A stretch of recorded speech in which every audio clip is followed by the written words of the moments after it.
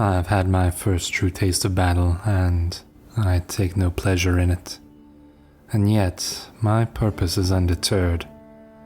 Grettir's influence in the clan is still greater than my own. But now that I've shown myself to be a warrior, I've begun to earn the respect of the men. That respect is important. I'll need them in the conflicts to come. But it must be me the clan looks to for leadership, and no one else.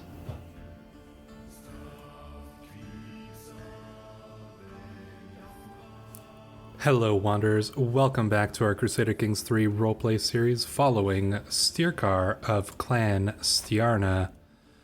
Now, if you weren't following the story thus far, you should definitely go back and watch the first episode, but to bring you up to speed on the events thus far, Styrkar, an exile from his lands after his father ran afoul of the evil King Rurik, has fled to the lands of his mother's birth up here in Biarmia, and he has formed a small society from the remnants of his Norse clan and is now building a base of power from which he can one day hopefully enact his revenge against his enemies. But that is still a little ways away, and for now he needs to consider solidifying his power base and building up enough of a structure that he could actually strike against those who have done him wrong. So to that end, he, along with his very powerful Norse warriors, have conquered some of these lands here. As you can see, he now claims the title of Jarl of Biarmia, which is a large step up, though in large part due to the efforts of his marshal Grettir and of course his good friend and bodyguard Frothy. Now, as you may remember, part of the story is that in the beginning, as certainly in the very first part of last episode, Jarl Styrkar was not very powerful even within his own clan.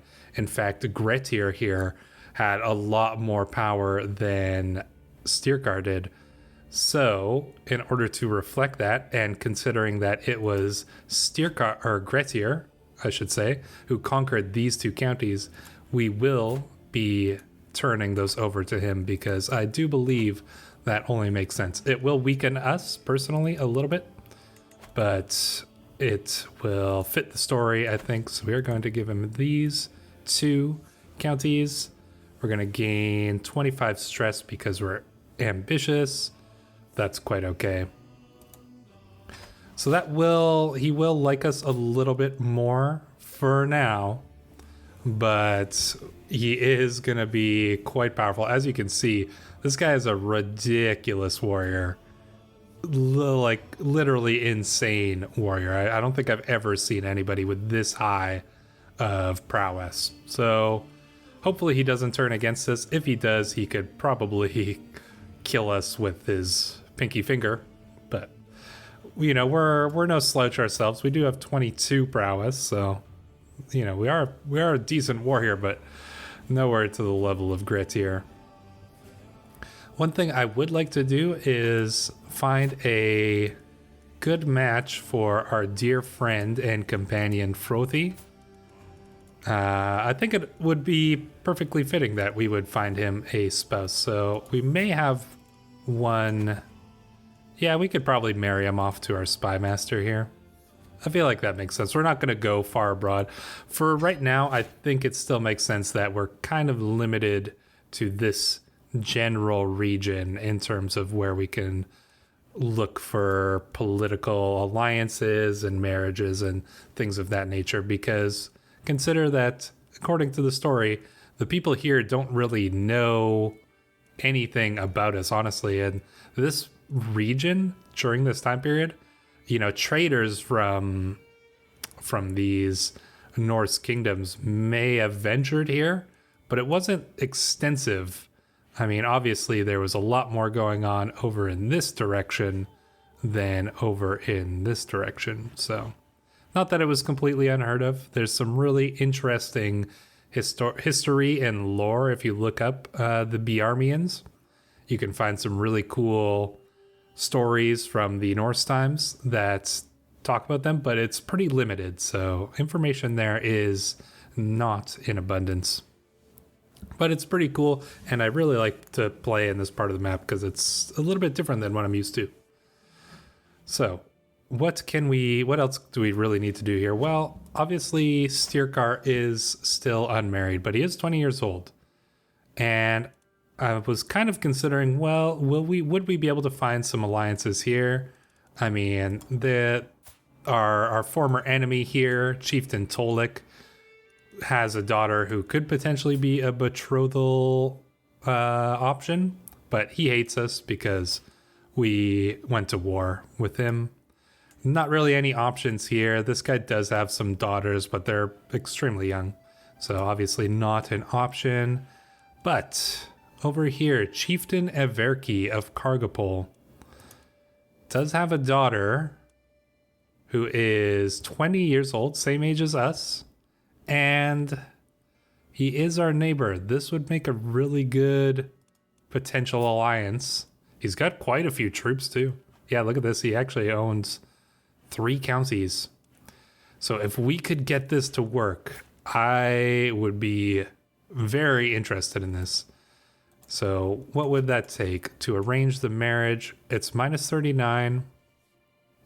We're getting a few debuffs to that, isolation as culture being the big one. But I think that these could be overcome. Now, this may be a bit of a political marriage, but I think it would make sense. I'm wondering, obviously we could start a sway scheme against him. 60% chance. We're going to start it anyways. But what about a bribe? 25 gold is not a huge amount. It's not a huge amount. I might be willing to see. I kind of want to offer this bribe and see how close we can get to forming this alliance. I think it makes sense from the context of our character understanding that we need to find some allies here. And we're not coming in here as like complete invaders. I think there is a level of integration with the local Biarmian people just due to the fact that our character had a Biarmian mother. So, I think it would make sense to try to make friends with the locals. So I am going to send this gift. We have plenty of money. We shouldn't have to worry too much about that. That brings them up to +24. Now, what would the... Yeah, look at that. Now it's only -5. That is a huge increase. I wonder, obviously the sway scheme will kind of tick down, and 60% chance is pretty decent, but she is 20 years old and high possibility of getting married soon as well. So if we could nail this alliance down quickly without having to wait how many months? 13 months, yeah, a full year. It's a long time. Can we do anything to increase that possibility? We're definitely gonna look into that. What if we raise a runestone here? 50. Well, we did just do a big conquest, so I think let's see if we can get this runestone up and see if it'll actually improve our possibilities of getting some better diplomacy or something like that. Perhaps to my vanquished foe. We could lose some stress. That wouldn't be too bad. Yeah, we shall talk about our great victory over the chieftain here. Reduce our stress a little bit. Now that I have decided what to put on my runestone, the question remains where to place it. Memorials to victory, such as my triumph over Chieftain Tolik, are a constant reminder of war's glorious end. They are best placed in areas that require encouragement to cooperate. Of course, 1 or 2 spots do come to mind. Kolmogari, Seems like a good option. So we're going to put it there. So I don't think that's going to help us with our alliance options. We may just have to tough it out. We may get a good event here, and we might be able to win him over that way. So let's hope. Anyways. So there we go. We've increased the dedication of our faith. And that is pretty good. Now, there is one aspect of our character that I didn't mention in the last episode. I wanted to save this reveal, although some of you have no doubt caught on by this point. But, as many of you know, we have been kind of raised in many ways by our good court physician here, Hofgodi Sig. And you may have kind of noticed that she seems to see things beyond what mere mortals would normally see. She has a keener insight into the stranger parts of the world, and she has taught us many of those things, which has kind of brought about the fact, let me just move this to the side here. There we go, slide it down there. That we are, in fact, a witch. Now, our character obviously is very new to understanding the things that Stig has taught us. But we do have that element of our character being more invested into the strange magics and the spirits and the gods, more so than many others, due largely to Sig's influence here. She taught us all these things because our mother was dead, our father was gone, there was few people to raise us, and she taught us a lot of these things. So we are technically a witch. What that means within the context of the Norse faith, I suppose we'll kind of see as the story plays along. But the way I see it for our current character here is that we have this understanding that there is more to the world than meets the eye. And although we're still new to this, we will be exploring that. I've actually never played a character who is a witch before, so I'm pretty interested to see what kind of effects that has on the gameplay. I have no idea what to expect from that, so it should be interesting to see. And I think it adds a really cool element to the story that this character is really in tune with the kind of spiritual side of things. So we'll see how that plays out in terms of the story. Now, let us see what this event is. Stranger at court. Several times in the last few days, I have noticed a mysterious vagrant, Rurik, at court. I neither recall his face nor the announcement of his arrival. He sneaks about the place and walks confidently everywhere. Perhaps he is doing nothing, but something about him sets my teeth on edge. Who is this guy? What mischief can one vagrant get up to in a day or two? Rurik, sir. He's diligent, compassionate, wrathful. He's not very good at anything. He's probably harmless. Vagrant. I shall make him a guest of honor. No.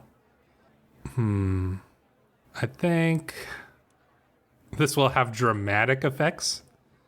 I'm kind of curious to see, honestly, what this is all about. And I think I can explain this away as like he is a Norse character who has come here into Biarmia.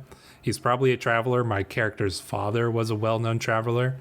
I think we may bring him in order to ask him about things that are happening back in the land of our birth. So yeah, we shall make him a guest of honor. Rurik is confused, overwhelmed, and elated by the treatment he receives. Being regarded as minor nobility appears to be an utterly new experience to him, and it's quite a while before the penny drops. It seems he is actually just a wandering vagrant who slipped inside the walls. As I am mulling what over to do, he comes in, cap in hand and begs to be allowed to stay permanently. Well, he is begging. Outrageous, get out. Of course you may stay. We would get a strong hook on him. A loyal servant. I feel like we could use a loyal servant. He's not good at anything. But loyalty counts for a lot, and we could use somebody who is loyal to us. So I think we are going to let him stay, just due to the fact that he is somebody who could bring word here. And, maybe we'll send him out. Maybe we'll send him as a spy. Maybe that's what we're thinking. Send him as a spy here into the court of King Rurik one day. Could be a useful opportunity. I think we are, quick enough to understand that even a vagrant could be of some use, and not to simply throw away a potential opportunity. Has this guy married off his daughter yet? Nope. But he has made himself a high chieftain, meaning that he will be an even more powerful ally than originally anticipated. Maybe we can learn his language. Oh, well, we're already doing the scheme to win him over, so not yet. Declare wars. We could... Oh, we are already increasing our control.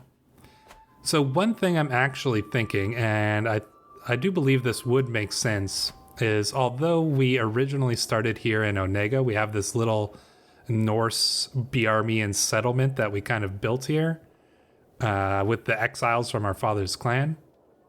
I do think that it would make sense to move our capital and our people to the more populated land here in Kolmoguri, as this is our new conquest, and it does seem to be, it's a bit more developed. It would make sense to, instead of, I'm imagining we have kind of like a shanty town type thing pretty much here, but Kolmoguri is a little bit more developed.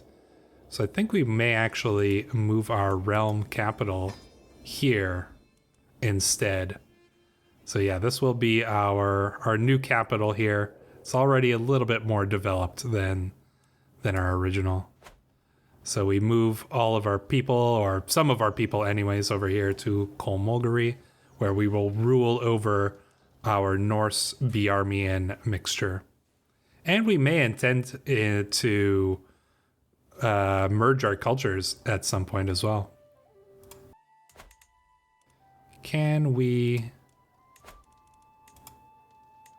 Oh, he's back down to minus 38. Why? Because we are a lower rank now? Or no, he's more of an equal rank. So he's not marrying up anymore. So that is a little bit unfortunate. We might have to sway him over more than we expected. Hopefully we'll be able to do so. Yeah, I'm really hoping that we can win him over, because it would be nice to get a nice little alliance here going, so that we could act against our enemies and have a little bit of protection as well, because we are still vulnerable. We don't have a ton of troops, just 1,000, although they are strong, Norse warriors, but we are not in any means safe where we are. I find myself unable to sleep one night, so I sit alone in the darkness, but I feel no fear. The solitude, I realize, is like a comforting old friend. In the distance, I hear the faint sound of a breeze, like a soothing whisper in my ear. Outside, the stars glitter in the skies, specks of gold and silver in the river of midnight's darkness. Here, I feel like I am between worlds, the world of light and dark, the world of day and night, the world of civilization and of the wilderness. And here I am at peace. See, this is what I mean about Styrkar's connection to the world, to spiritual elements. I think this one event kind of exemplifies that in many ways. There's cosmos around me, quiet and profound. He sees things differently than other people, Styrkar does, largely due to Sig's influence. We will be looking to do some raiding, actually. So let's raise up all our raiders. We can't just sit here doing nothing after all. So let's raise up our raiders and let's go and attack our enemy here.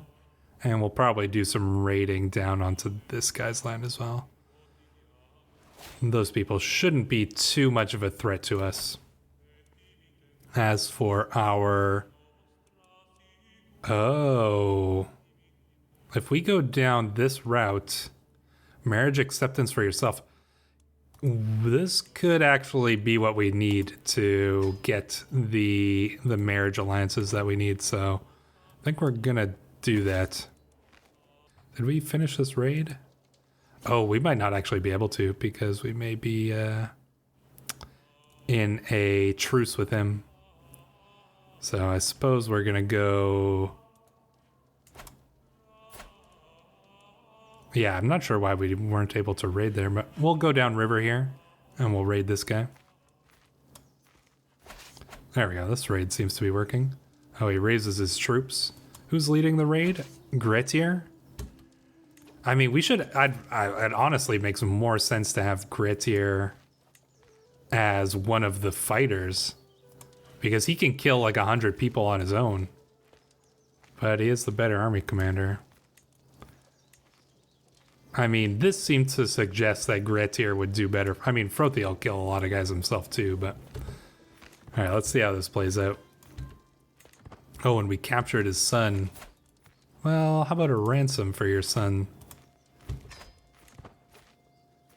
Okay. The chief of Karelia is rallying his troops against us. Okay. I am slightly concerned about this. More than slightly concerned. This is rather concerning. He's got 2,000 troops. We did just engage in a battle here. Hopefully we'll easily defeat the enemy because we're going to need all the troops we can get. I'm wondering what our best option is. Should we... We probably can't afford any mercenaries, so that won't be an option. Alright, let's move back up to our lands here. We'll drop off our money. There, he's coming with his 2,000 troops. What is he trying to take here? The county of Pavanets. Alright, well, we're not going to just let him have it, but I'm not entirely sure we're going to win this one, honestly, to be pretty frank with you guys. Can't get this alliance. So we're really hoping we would. Now, I'm wondering if we could potentially beat him in a defensive battle. You know, if we can get into a place where he has to cross a river to get to us, that may give us a slight chance. He outnumbers us 2-1 though, so I'm not feeling super confident. Another explorer, wow. My evening has been consumed by an aged explorer, Ogmundir, wishing to tell me exotic stories of their exploits and adventures in the Atlantic Ocean. Despite his age, Ogmundir's eyes remain sharp as he tells me the tales of this strange land, only mentioned in old Islamic text. Thought lost for years. Okay, interesting. The locals each have piles of gold and silver so large that they use it to make toothpicks and weave their clothes. Though the hour grows late, Ogmundir seems more than willing to carry on. Fascinating. Again, from the top. Diplomacy. Oh, that's nice. Intrigue. Now, let's hear more tales of this place, the Atlantic. We could use the diplomacy. It might help us. Win over a marriage prospect here. If we can get that next martial lifestyle perk, I think we would be able to get the marriage for ourselves. We're gonna let him, honestly, we're just gonna let him siege this down here. There's no way that we can... What? It really thinks that we can win this? Defending in taiga, defensive buildings, better army commander, more commander traits. Really? I find this a little bit surprising, but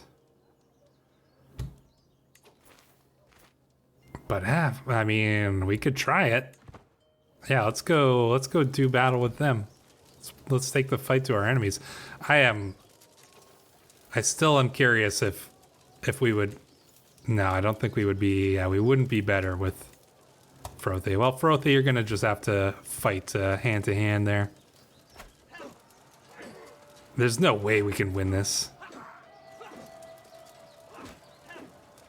Yeah, okay. I don't know why it suggested that we had the advantage there. Well, you know, we weren't just gonna let them, you know, attack our lands without consequence. We of course were going to take the battle to them. It didn't work out, but you know, we weren't just gonna sit behind our wooden walls and wait. We might have no choice at this point, but he's gonna have to come and fight us at some point here, so we may be able to slightly turn things into our advantage. We did kill some of his men, so that will be pretty helpful. Aggressive attacker, yeah. I think we're going to switch over to Frothy, so that if they come and do battle with us again, they're going to have to face Grettir in the field of battle, because he can do a lot of damage himself. Yeah, like he can get... Oh, yeah. Oh, well, actually, he did get it. Kills in there. Yeah, 93. Wow, that's impressive. Oh, looks like they're coming for us here. Yeah, okay. We might get the river defensive bonus. Sway the good high chieftain. While hosting lords and ladies, we can have some opportunities to portray him in a good light.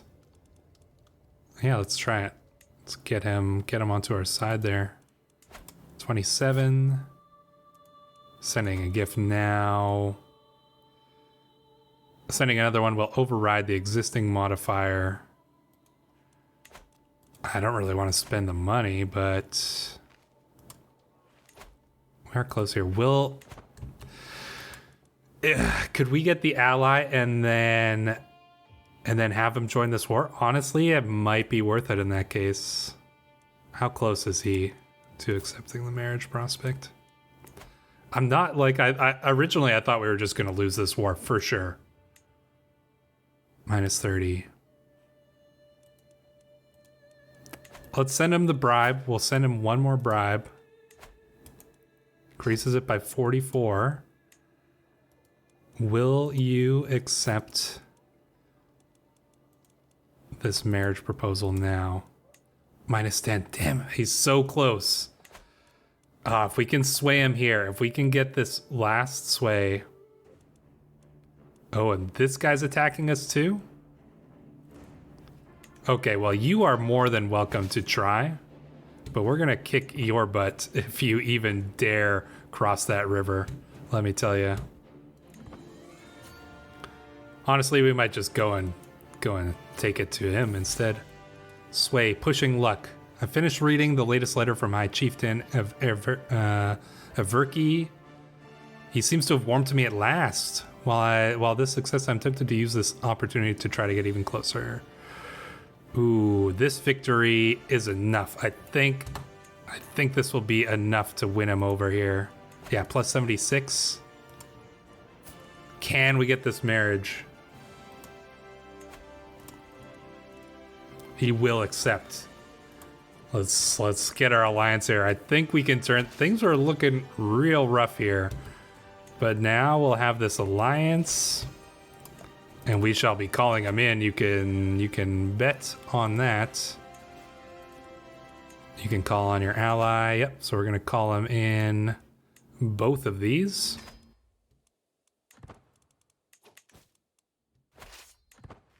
And maybe we should deal with our more powerful enemy first. We're going to call him into this war as well. So there we go. That was pretty strategic here by Jarl Styrkar to, you know, form that alliance down here and get a pretty strong ally who's going to help us turn things around. I was really thinking we were going to just completely lose everything here, but Doesn't look like that's the case. We may have a chance to turn things around here. Styrkar, you are getting your chance to prove yourself. There we go. We are going to try to move up and meet up with our allies here. Are they going to attach to us? Yeah, looks like they are. Should I just put my... I mean, it would give us a much better chance here. This would be more of an even one. I suppose we'll let our good marshal lead the attack here.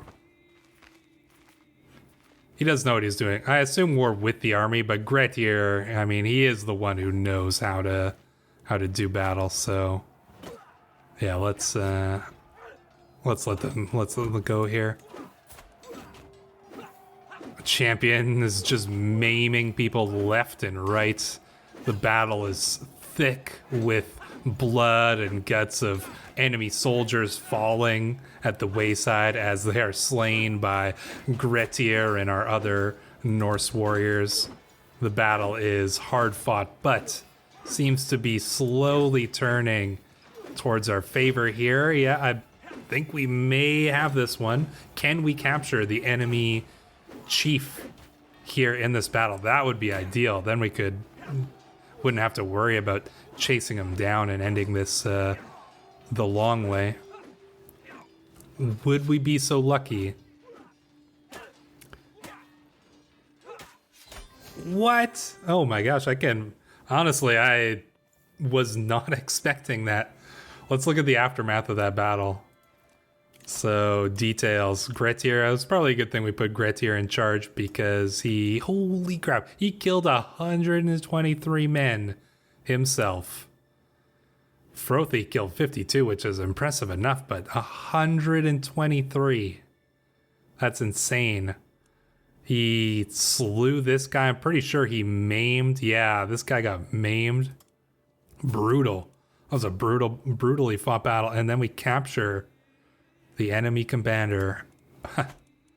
I was not expecting this, you guys. I honestly thought we were gonna lose this war. I kind of figured we might be able to hold off on this one, but I thought this was a sure loss. He outnumbered us 2-1, and we had no allies. But while Gretier may have led the troops on the ground, it was Jarl Styrkar's intellect and his savvy that allowed him to form this alliance here with the chiefdom of Chudia and win over an ally who helped us take the fight to the enemy.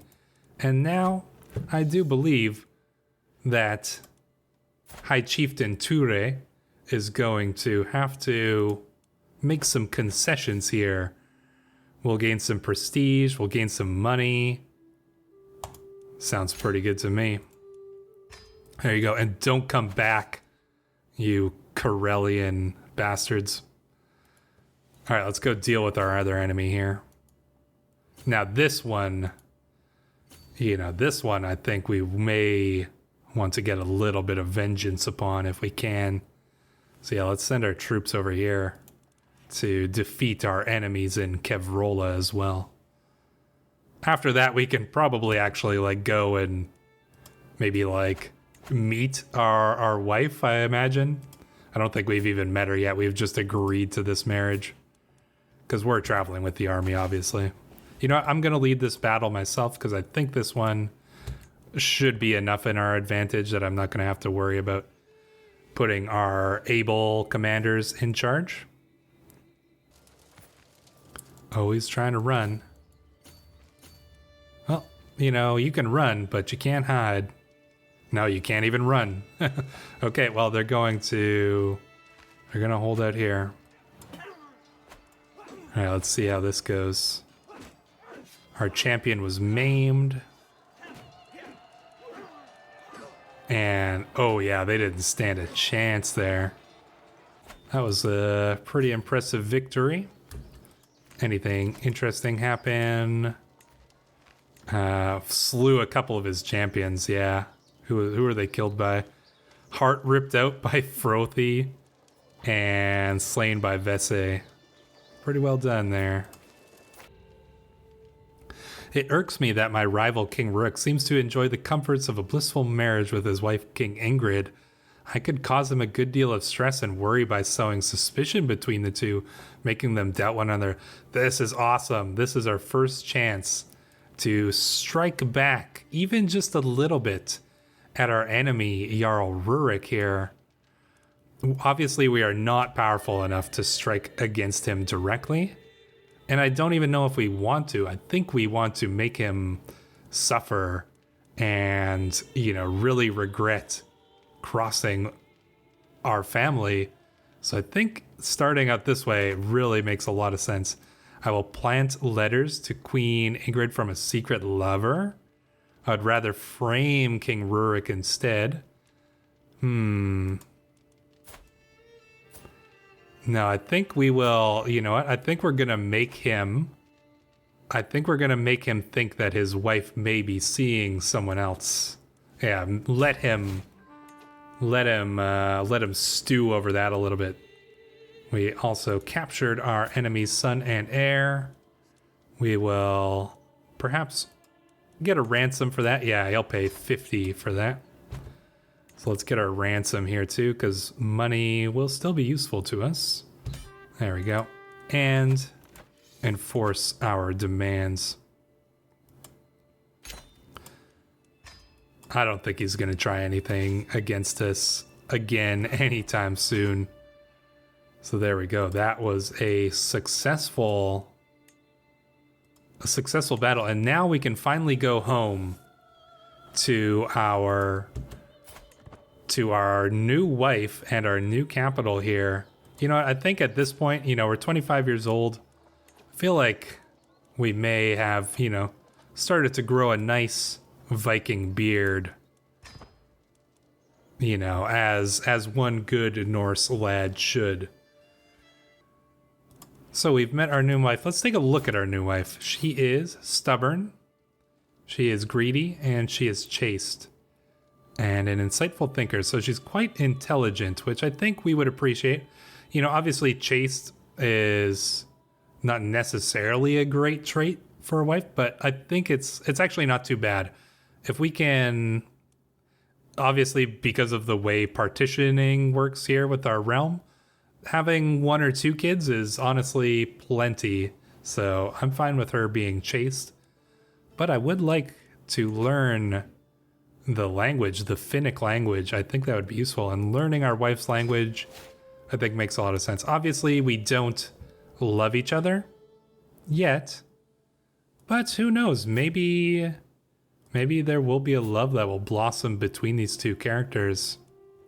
It was an alliance or a marriage of convenience, a marriage of political means to mutual protection here between Chudia and Biarmia. But perhaps it will grow into something more. We shall find that out on the next episode. If you guys enjoyed this so far, leave a like, leave a comment on what you guys think will happen in the next part of Jarl Styrkar's story. And if you've been enjoying this series so far, feel free to subscribe to the channel. Thank you guys so much. I have been Stray. You guys have all been wonderful, and we'll see you in the next episode.